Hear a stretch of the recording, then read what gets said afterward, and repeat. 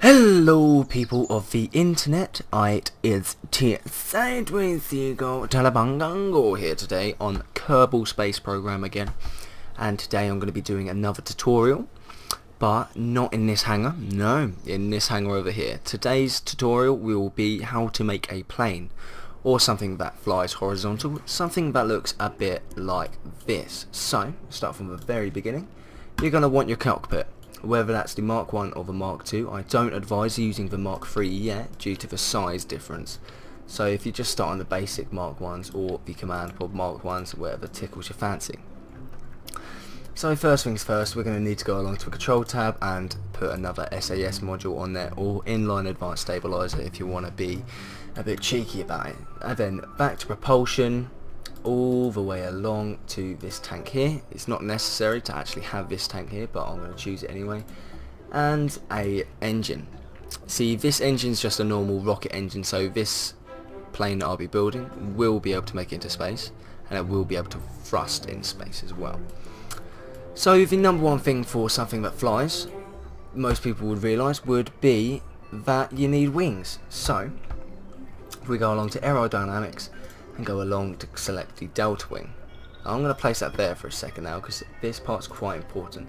First of all, you're going to need two symmetrical parts, and you're going to need the angle snap on just to make sure it makes it completely straight. Now, if you move your cursor down to the very bottom of the left hand tab and click on the center of mass and the center of lift.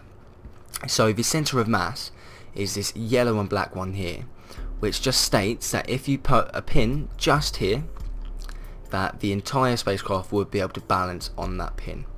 The center of lift is the blue and black one down here that the cursor is over currently, and it literally just states the center of the part of the plane that wants to actually take off and get off the ground. So if I grab this wing here, place it up here for instance, you can see that the blue is following it. And what you want to do, you want to get the blue and black ball to match exactly with the yellow and black one. So if I slide it along and put it dead center with right there, look.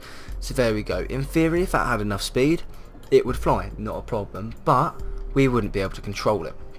So what you want now is some small control surfaces like so, and just pop them on there like that. So now that gives you an angle to gives you a platform to kind of control. Next up, a tail fin to keep it nice and straight, so let's pop that on there, and once again another small control surface.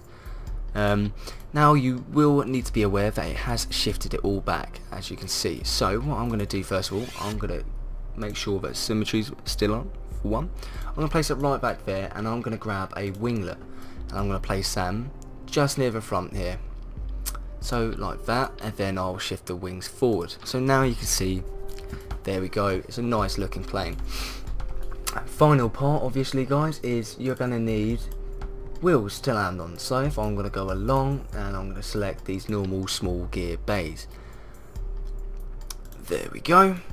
And once again I'm going to need another two here, but as you can probably notice that this wheel, this part here is attached to this, so which is a lot lower than these wings here, which means that these wheels are going to be a lot higher up, which means this end sags down on the runway.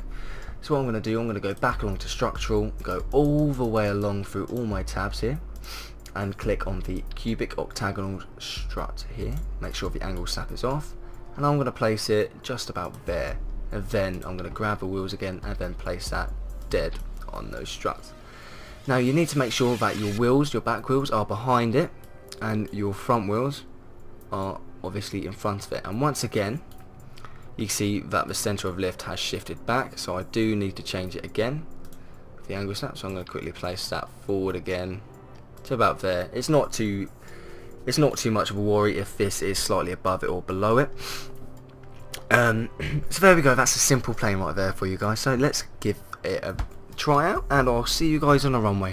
There we go then guys, we are sat on the runway and we are ready to go. So T for the SAS and space to start the engine, and now if I just give it a bit of throttle, not too much because it's going to take off, and just pull back and it will eventually take off. Pull the gears in, there we go, and would you look at that, I am going quite fast, which is why the SAS is struggling quite a bit, and it is trying to pull me up a bit. so it can be a bit of a pain sometimes. That's why you really do want that the centre of lift to be exactly spot on the centre of mass, so you don't have to worry about this happening. See, it is really pulling up a bit because the centre of lift is slightly higher than the centre of mass. Now, there we go, and then that's the simple idea on how to build the plane. So if I'm going to go back to the hangar, I'll teach you a bit more about the jet engines.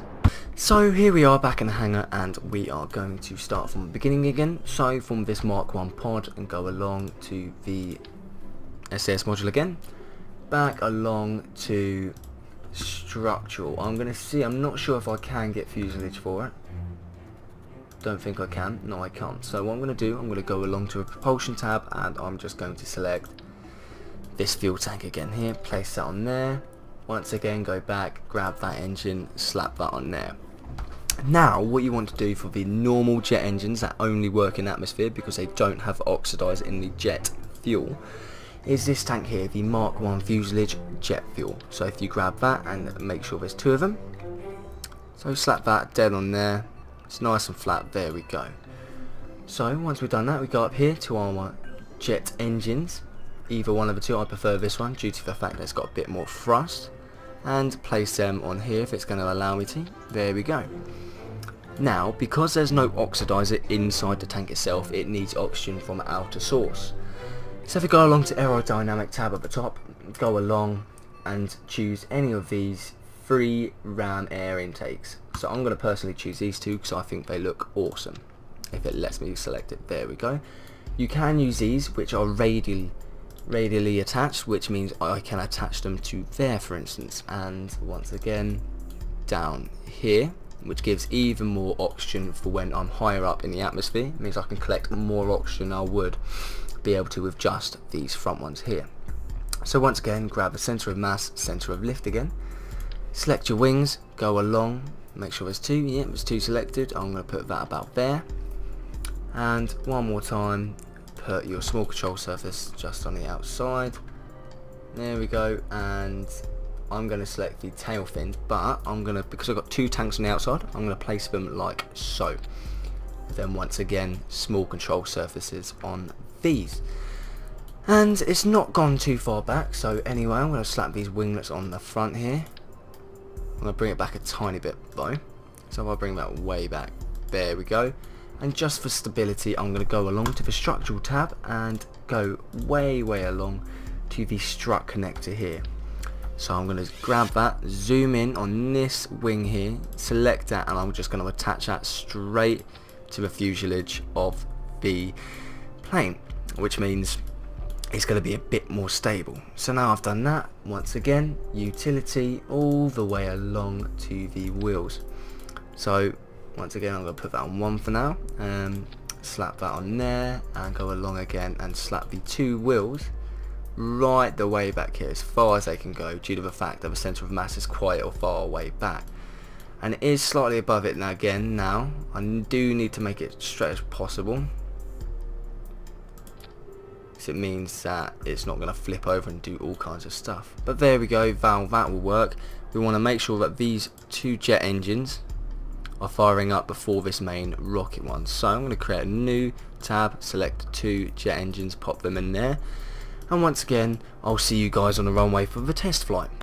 Here we are then guys, once again on the runway and ready for our flight. So T space throttle up and the jet engines will start up. If you open your resources tab up here, you can check to see how much air intake, which is the important thing you need to keep an eye on.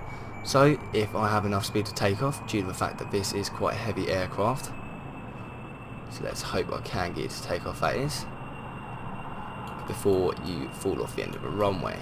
You are quite heavy. There we go. There we go, look at that, and the gears go up. And we have our plane flying, and flying. So there we go then guys.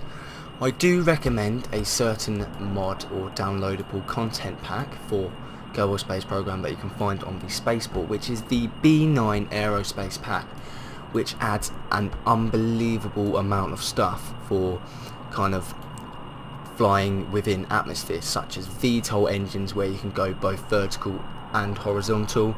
Adds a lot more wings, a lot more kind of body work, as well as tail fins, that kind of stuff, and some really cool looking kind of command pods as well. So just keep that in mind, it did expand it quite a bit.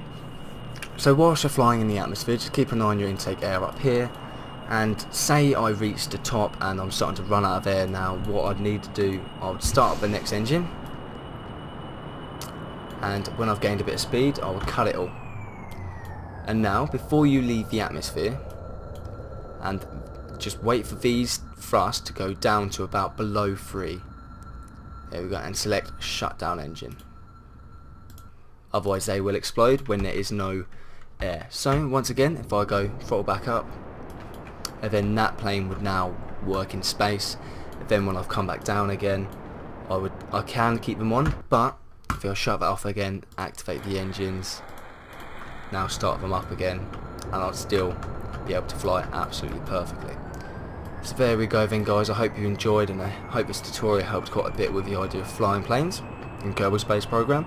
Please don't forget to hit the like button or slap the subscribe one, and if you do feel like leaving a comment, please do. I do like a bit of feedback for the videos I do, as it is here to entertain you guys. So I hope you enjoyed, and thank you for watching.